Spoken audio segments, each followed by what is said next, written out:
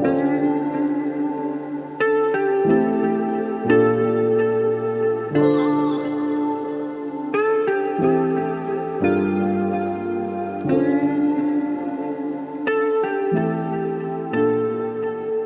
welcome to the Evolution Real Estate Podcast, where we stay up with the ever-changing modern real estate market. So my name is Justus. I am a loan officer. So if you are a first-time listener, I am the guy who helps you get a loan. And I'm accompanied by my good friend, Scott. Scott, introduce yourself. Hey, thanks, Justus. Hi, everybody. My name's Scott Ebel. I'm with Greater Midwest Realty, and I am a realtor in the Northern Metro area, and I'm the guy that helps you find a home. So that's who I am. Yeah, great. Yeah. So Scott, one thing we always break down that we now added to our kind of set list is a local market update. So I know you were going to kind of run through a few things with that. If I can go ahead and share my screen here, Justus, you see the screen? Yep. All right, perfect. What I want to start with is a weekly market activity report. This is put up by Minneapolis area realtors, and some pretty interesting facts and tidbits that are going on right now through October. In this particular report, it goes through the end of November. But some of what I wanted to read here is that they put out that consumer credit report has risen since the beginning of the pandemic, according to the FICO CEO, William Lansing. In a recent interview with MarketWatch, the average score across all segments have rose 8 points to 716, while consumers with scores below 600 saw a larger average increase, rising from 581 in April 2020 to 601 respectively today. So that's a big deal for credit scores. The pandemic related relief programs and decrease in consumer spending early in the pandemic are likely contributors to the improvement in the scores. What we've seen is that higher credit scores can offer home buyers more loan options as well as lower interest rates, which can increase affordability and purchasing power. So that's huge when we're talking about buyers' ability to purchase. Pretty interesting stuff. But so I'm going to move on to new listings. What we always like to look at is the inventory that's out there, new listings, pending sales, what homes that are on the market. But so starting off with an average of the last 3 months of new listings, here's what we're looking at through 11/20 of 21.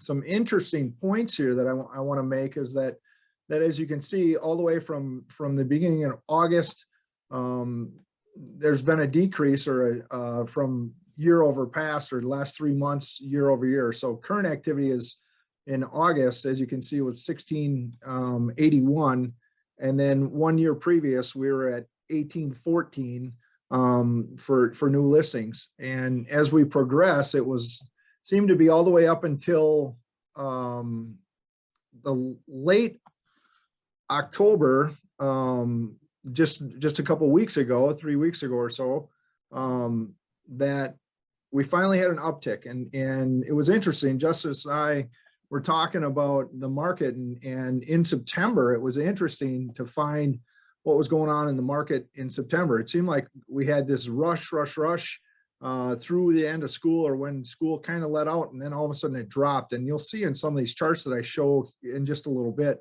of really what happened. And it's kind of fun to look back, but this increase that finally caught up, that 6.7% increase in October, that reflects that directly. So and then not until just 2 weeks ago did we see another increase of new listings. So but we're still overall 3 month overall, we're down 6.7% from a year ago. So moving on to pending sales, you can kind of look at this of what this indicates and what this provides.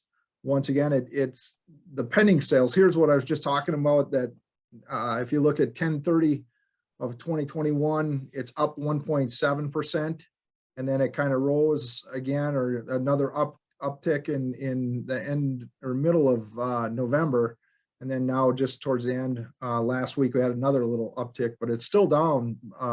far as pending sales from a year ago. So pretty interesting. This graph here. So what we want to talk about now is obviously it's the winter markets is coming, or the winter months, and so this graph below down here indicates from here to here is 1 year, and you can see that the summer months is where we have the height of our pending sales or listings. So it's interesting, year after year, you can see that trend continues. But as we get into the winter months, it's pretty normal that we do tend to see less sales, pending sales, and closed sales.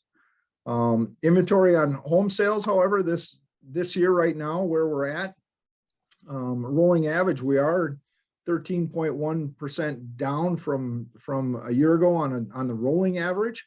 And if you look where we're at, current activity, we're at 7,042 for the month through October.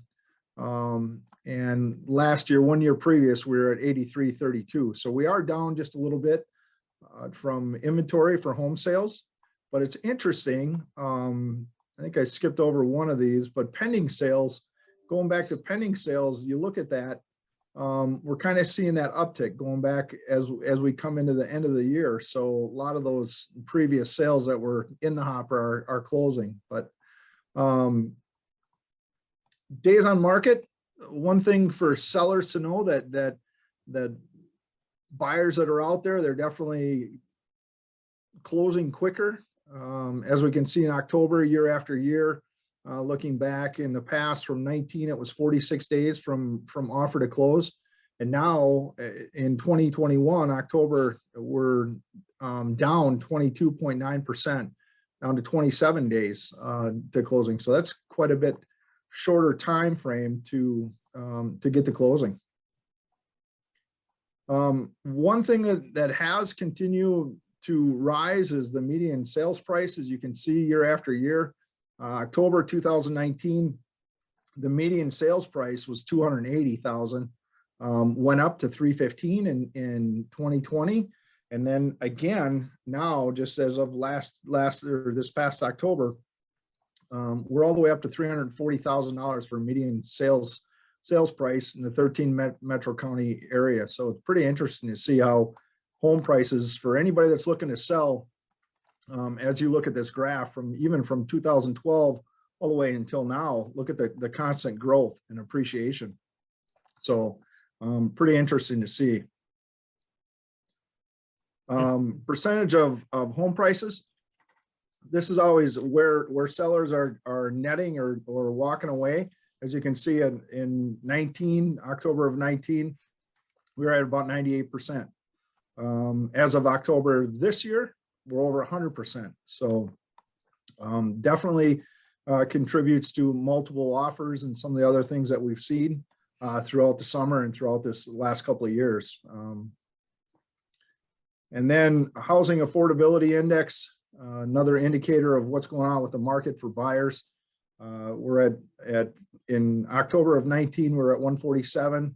It dropped a little bit a year later in October of 2020. But then since, and this from October of last year to this year, it dropped quite a bit. So just another indicator of what's going on in the market. This is a big indicator of where we're at and kind of supply and demand, months of supply. Currently, as we've talked about in previous webinars, where we're at, and we've held pretty steady at 1.4 with a 12-month rolling average of 1.2 months of supply. So as you can see, all the way back to 2013, we were at about just under 4, and now we're way down to 1.4, average of 1.2, which equates to 36.8% decrease in homes for sale. So that definitely plays a way into the market also. So yeah. Dang. Yeah, that's quite the changeover, obviously, year to year, and it's stuff we know, and it's nice to kind of like get validation for what we're feeling with actual data. Could you actually pull up the median sales price again? Pull up that section. Yeah, let me go back there. Because one of the things I was going to talk about today was about the Fannie Mae and Freddie Mac loan limit increases that got announced today. And so you can see how these median prices, even over a 2-year span, has gone up drastically. What is that? You know, I don't know, 18, 19% total or something like that. Right. From 19 to 21. So, you know, with that is our monthly, or sorry, our loan limit for purchasing a home. And it's crazy to see these numbers reflect on how loan limit increases have changed. So Freddie Mac and Fannie Mae just released their loan limit increases for 2022. And, you know, we see this 340 amount and we think, you know, first-time home buyers, if they're buying a house, and the median sales price in our largest group is first-time home buyers, who can afford a $340,000 house, you know, straight out of college with student loans? So, you know, it puts in perspective kind of like what's going on with the market. But going on the Freddie Mac and Fannie Mae loan limit increases, so a 1-unit home now is $647,200 for 2022. And that just came out, didn't it? Just recently. So just to put in perspective, I'm just doing a little Google search. Let's see what it was in 2018. It was 453,100. Wow. So in 2017, 424,100, and 2016, 424,100. So you can just kind of see how these increases are just substantially going higher. Definitely. So our Fannie Mae and Freddie Mac, and I think it directly relates to this median sales price because we're seeing sales price go up. So for those who don't know, these loan limits are essentially if you're above that amount, you're jumping into what we call jumbo territory. So you have different qualifications and guidelines, you have different interest rates, you need reserves, there's just all sorts of other qualifications that needed. So anything below that's considered a conforming loan limit. So a conforming loan limit, just think of that as like your normal everyday person loan. And if, you know, in 2015, the conforming loan limit was $417,000, that means somewhere that would be probably higher, you know, quite a bit higher than what the median sales price would be at that time, because anything above that would be considered jumbo, and jumbo in that realm is considered someone who's making a lot of money, has a lot of disposable income. And so if you are throwing down a loan limit of $647,200 for 2022, that means an everyday person coming out of college can get a loan almost like a $650,000 house with 3% down. That's an astounding amount. That's crazy. Yeah, it's just crazy. I mean, I remember that used to be jumbo. That was always jumbo limits. Almost. Yes, right. Yeah. So yeah, I mean, you can get rid of the sales price thing now, but I just wanted to compare that 340 number to kind of like what we're looking at with this new loan limit in the, you know, almost near 700,000. So it's kind of a crazy changeover from what there was and kind of what there is now. Yeah. You know, obviously I kind of jumped ahead a little bit of what that was going to be part of our scheduled content, but, you know, switching back to kind of, you know, we talked about the two interesting things that happened. I just want to touch on gift funds. So gift funds and how they work. So it just seems to be something you run into a lot, especially, you know, with these kind of loan limits. You're probably going to get first-time home buyers that are going to get money from their parents to help with the down payment, because 3% on a $600,000 house is a little different than 3% on like a $250,000 house. So if you're getting a gift, the biggest thing is just to, if you have clients or you're a first-time home buyer yourself, make sure really don't deposit. It makes it a lot simpler on the lending side if you just get that gift amount, know what it is, get it it needs to be from a family, a blood member, or someone like that. But know what the amount is, but don't transfer the money. Because then in our world, we end up getting a gift letter that just says the person who's giving it to you or the borrower says, hey, I'm giving it, there's no charge, it's free, there's no buyback or anything like that.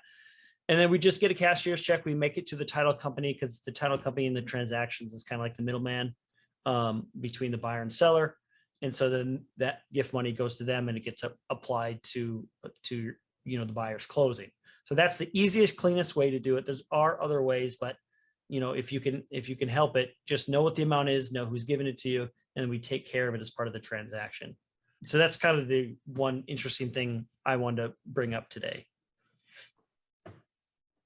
Yeah, it's good information, especially for any buyer that's out there that needs help, getting some assistance. It really is important how they get it and what they do with it. Yeah. There's no question. For sure. Yeah. Thinking or looking at the news, one of the interesting things that's happened recently, obviously the outcome or the how do you say, Omicron virus and the variant that the Omicron, the development of that one. Yeah, so it'd be interesting to see what that's going to do. We look back at the numbers and everybody kind of hunkering down and not spending as much money, and really it was a good thing in some ways for a lot of people because it slowed down. I don't know if it's really good for our economy, but slowed down spending and really kind of focused on their individual finances. But it'll be interesting to see what this new variant, as the coronavirus affected all of us, how that'll come into play and what that'll do as the months come. Be pretty interesting to see.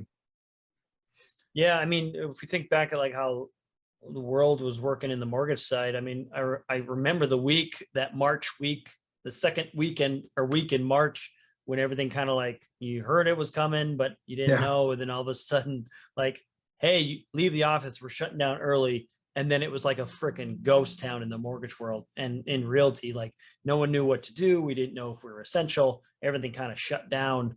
And I remember the week before, it was like, you kind of felt like the spring market was coming, which, in Minnesota, it's dull, dead. And we'll talk about this later, but it's dull and dead until that spring thaw happens. The weather gets nice. And all of a sudden people are out and about looking at houses. And all of a sudden it just kind of like booms. And you could kind of feel that coming. And then coronavirus hit and it died. everything died.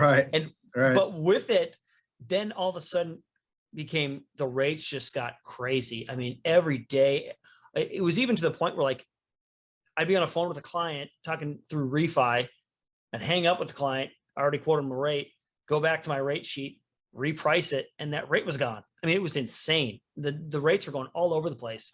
And so, but then after that, it did its thing. And then after that, it just kind of, everything went down. All the rates went down and, we're hitting those historical rates that everyone's used to now. And they think it's normal, but they were actually all historical rates. So now we're, kind of coming back up. Let's see, Freddie Mac today, average Freddie Mac 30-year 3.1 with almost a full point, 3.1%, almost a full point, 15 years up to like 2.42% with almost a point. So obviously phenomenal interest rates, but different than what there was. So yeah, it'll be interesting to see if this thing takes over or if it's going to be like the Delta variant where it became a nuisance, but it didn't like really affect our world that much. No, and as of recently talking about that, I mean, you look at some of the stats, the new listings through October. I mean, we're up on new listings and closed sales are up also, which is it hasn't slowed down. And I guess that was really kind of the topic of today's discussion is towards the winter months is when you see, the markets typically will slow down or buying and selling. And we just haven't seen that the last several years. Seems like it just kind of cruised through, during those summer months, or March through May, June, and then it picked right back up and everybody was kind of scrambling to find somewhere to go and to stay and to reestablish. So, but it really has not slowed down. It's funny because the inventory as far as listings is down, but closed sales is up, and it's so we'll definitely track it and watch it as we progress and see. I know everybody's trying to think or saying that, well, when is it going to peak, or when's it going to turn? I don't have that crystal ball, but it sure doesn't look like anything's happening anytime soon. So yeah. And if things happen the way they, quote unquote, nothing's typical nowadays, but knowing that things typically slow down here in Minnesota, December to February timeframe, what does that really mean for home buyers looking at this time frame, and why would home buyers want to be engaged at this time? Obviously, I have my ideas in the mortgage world, Sure. but as a realtor, what's your insight on why is it imperative for buyers to stick with the winter time frame, looking and staying active, rather than kind of going in dormant and waiting for the spring? Well, as you just mentioned, I mean, rates are a historical low. I mean, they're at a great rate, right? So that's first and foremost. Rates are great. But typically, there's not as much inventory. We are getting some closed sales, but typically, as you saw in that previous graph where it kind of looked like a mountain or a hill towards the winter months, inventory does slow down. So you don't have as much competition. Buyers typically don't. And one thing that I have been seeing is that if a property does not sell, right away, and or what might happen is a buyer decides, oh, I'm not going to move forward, and the property comes back out onto the market, and or for whatever reason, if a property's been on the market and then comes back on the market or stays on the market for longer than what that average is of 27 days, and buyers are still out there looking at this time frame, they have an opportunity to be able to get back in there and do some negotiating, because now the sellers really are in a position, or at least it seems like they're feeling like they're in a position that, hey, they want to still move forward, but there's not as, it's been overlooked one time, and now becomes somewhat of an opportunity for the buyers to be able to negotiate out, even getting a home inspection performed, or put that into the purchase agreement, or add that in, and or even concessions, to some point of being able to get the seller, or asking the seller to contribute a little bit towards a sale, as a negotiation tactic. So typically these times of the year before it picks up, or the spring market picks up, is a good time for those activities or those things to happen. Yeah, I mean, I would agree. And typically in the mortgage world, rates tend to get very slightly better during these low time frames. So they happen anytime there's like that slowdown. So we typically say in the real estate world, there's a slowdown, December to March, or essentially when the thaw is. There's a slowdown around July 4th, in that time frame where the 4th, and people are like, hey, I don't want to think about a house. I want to go celebrate on a lake, that kind of stuff. And then after the school year starts, there's typically a slowdown. And that's typically, if you look at the rate charts, it's kind of interesting how that's usually when there's dips in rates at those timeframes. So, granted, we're at all-time lows and things are creeping upward, but that you might be able to even get a rate deal at some point in these timeframes if you just kind of like stick with it. Obviously, you have less competition and less inventory, but you could find yourself kind of a diamond in the rough. And I'm definitely agreeing with you on the seller paid concession side. I've got way more contracts now in the last month with seller pays than I did even in the last year. So it's kind of interesting how that's kind of turning a little bit too right now, which means there's a softening in the market, because buyers are getting a little bit more of an advantage with the sellers in negotiating. Yeah, that's great to hear. That's super good to hear, especially for buyers anyway. Yeah. Yeah. So, Scott, you got anything more to add?